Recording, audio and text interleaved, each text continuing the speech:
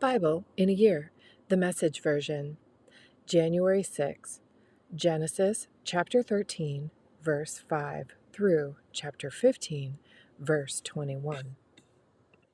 Lot, who was traveling with Abram, was also rich in sheep and cattle and tents, but the land couldn't support both of them.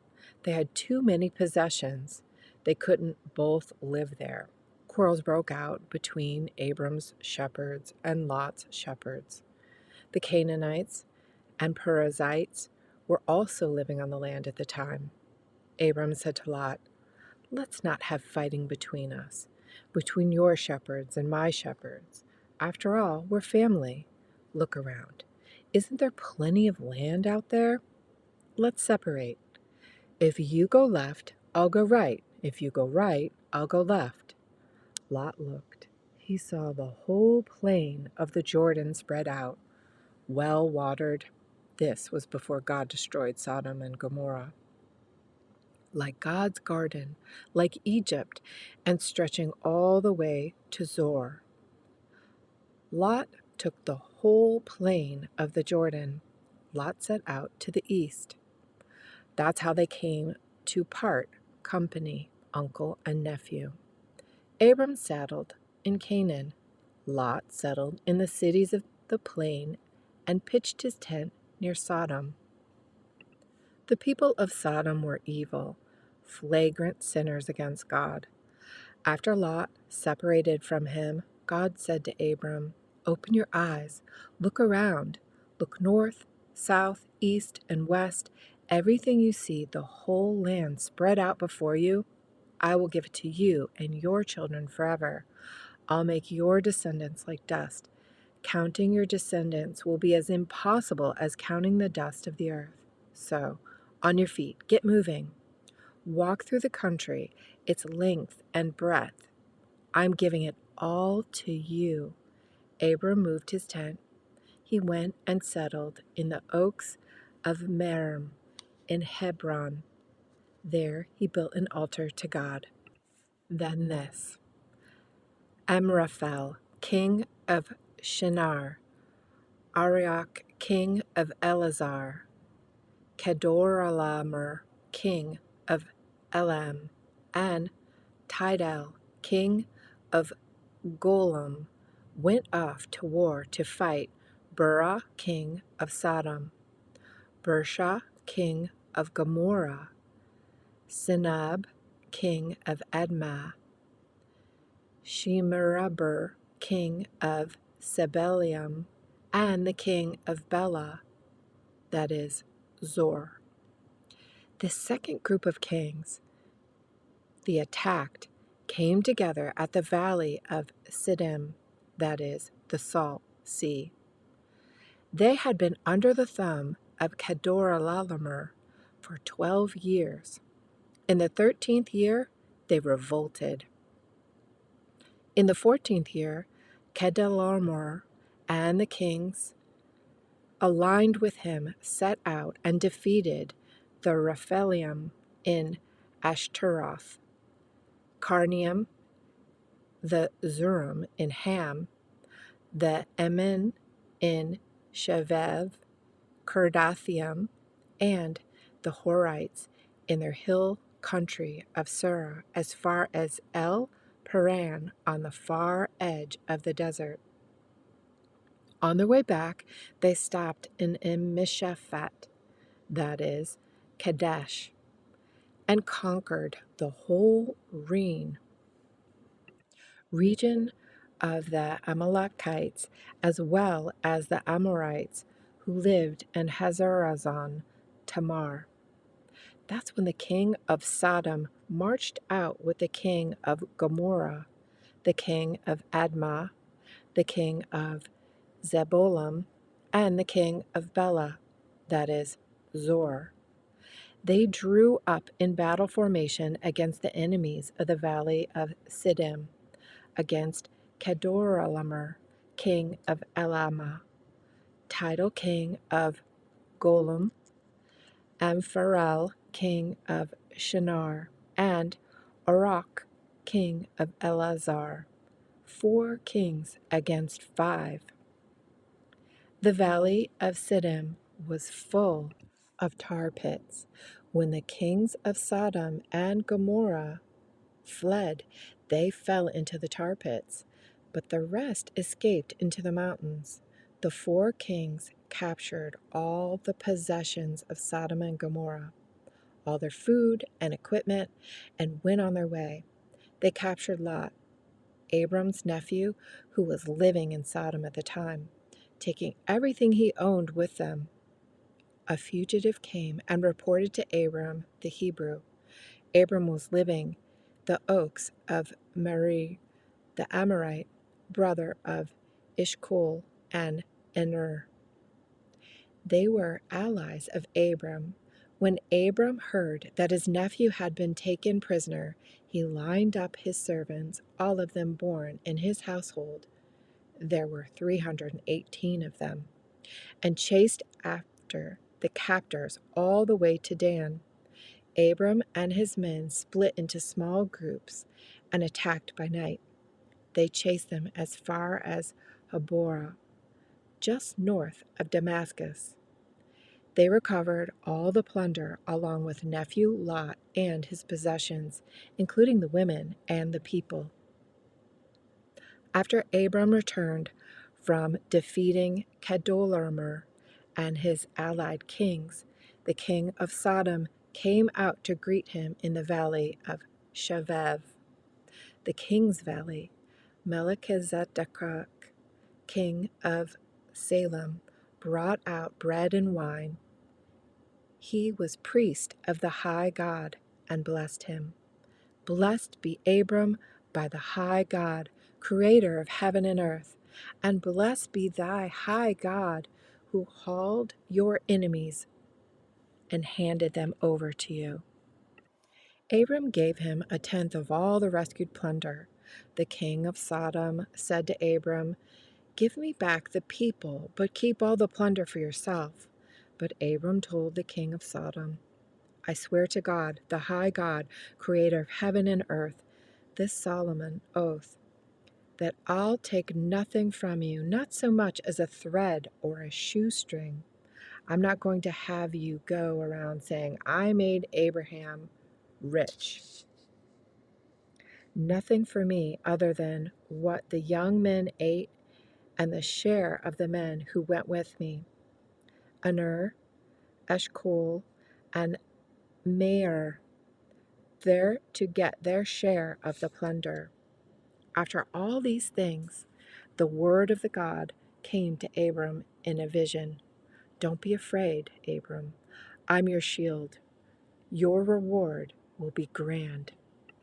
Abram said, "God, Master, what use are your gifts as long as I'm childless? And Eliezer of Damascus is going to inherit everything."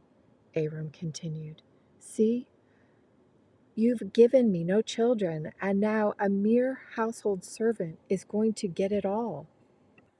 Then God's message came. "Don't worry. He won't be your heir. A son from your body will be your heir."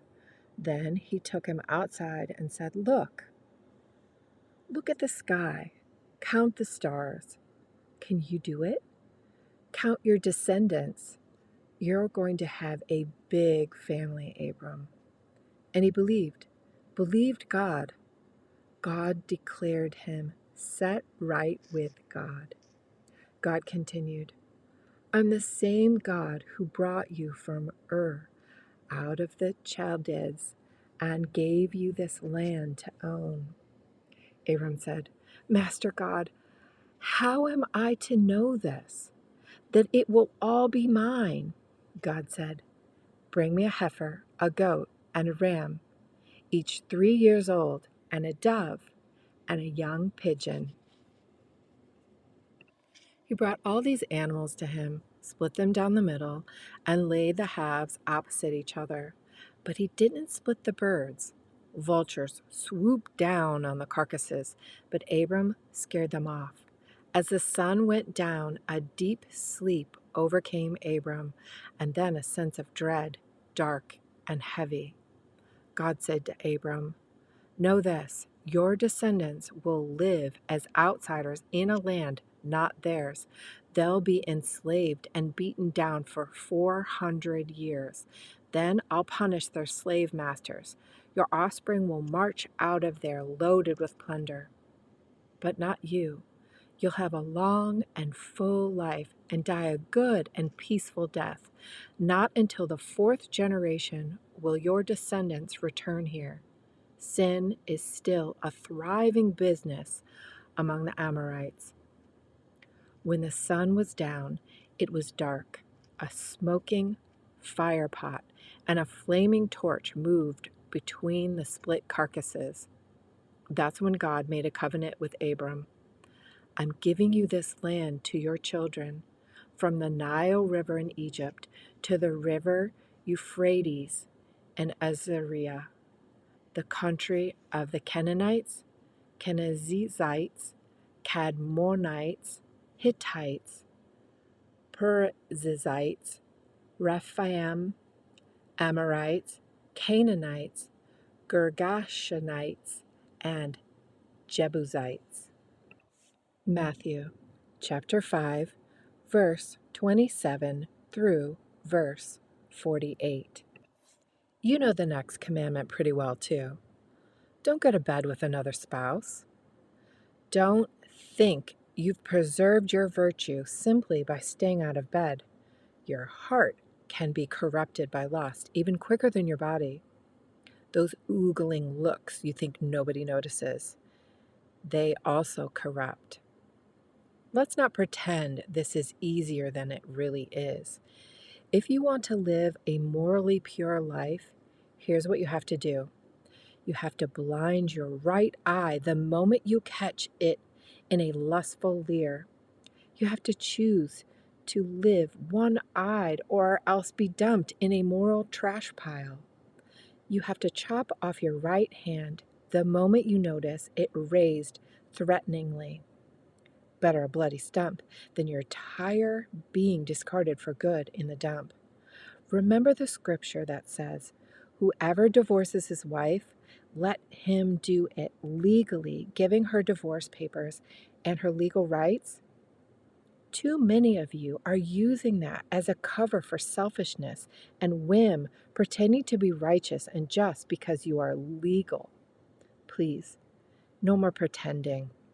If you divorce your wife, you're responsible for making her an adulteress, unless she has already made herself that by sexual promiscuity. And if you marry such a divorced adulteress, you're automatically an adulterer yourself. You can't use legal cover-up to mask a moral failure. And don't say anything you don't mean. This counsel is embedded deep in our traditions. You only make things worse when you lay down a smokescreen of pious talk, saying, "I'll pray for you," and never do it, or saying, "God be with you," and not meaning it. You don't make your words true by embellishing them with religious lace. In making your speech sound more religious, it becomes less true. Just say yes and no. When you manipulate words to get your own way, you go wrong. Here's another old saying that deserves a second look. Eye for eye, tooth for tooth. Is that going to get us anywhere? Here's what I propose. Don't hit back at all. If someone strikes you, stand there and take it. If someone drags you into court and sues for the shirt off your back, gift wrap your best coat and make a present of it. And if someone takes unfair advantage of you, use the occasion to practice the servant life. No more tit for tat stuff. Live generously. You're familiar with the old written law, love your friend, and its unwritten companion, hate your enemy. I'm challenging you. I'm telling you to love your enemies. Let them bring out the best in you, not the worst. When someone gives you a hard time, respond with the supple moves of prayer, for then you are working out of your true selves, your God-created selves. This is what God does. He gives his best, the sun to warm and the rain to nourish, to everyone, regardless, the good and bad, the nice and nasty. If all you do is love the lovable, do you expect a bonus? Anyone can do that. If you simply say hello to those who greet you, do you expect a medal? Any run-of-the-mill sinner does that. In a word, what I'm saying is grow up. You're kingdom subjects. Now live like it. Live out your God-created identity. Live generously and graciously towards others, the way God lives towards you. Psalm chapter 6, verse 1 through verse 10, a David psalm. Please, God, no more yelling, no more trips to the woodshed. Treat me nice for a change. I'm so starved for affection. Can't you see I'm black and blue, beaten up badly in bones and soul? God, how long will it take for you to let up? Break in, God, and break up this fight. If you love me at all, get me out of here. I'm no good to you dead, am I? I can't sing in your choir if I'm buried in some tomb. I'm tired of all this, so tired. My bed has been floating 40 days and nights on the flood of my tears. My mattress soaked, soggy with tears. The sockets of my eyes are black holes, nearly blind. I squint and grope. Get out of here, you devil's crew. At last, God has heard my sobs. My requests have all been granted. My prayers are answered. Cowards. My enemies disappear, disgraced. They turn tail and run. Proverbs chapter 2, verse 1 through verse 5. Good friends, take to heart what I'm telling you. Collect my counsels and guard them with your life. Tune your ears to the world of wisdom. Set your heart on a life of understanding. That's right. If you make insight your priority and won't take no for an answer, searching for it like a prospector planning for gold, like an adventurer on a treasure hunt. Believe me, before you know it, fear of God will be yours. You'll have come upon the knowledge of God. This was a daily reading of the Message version of the Bible, read to you by BibleNaYear.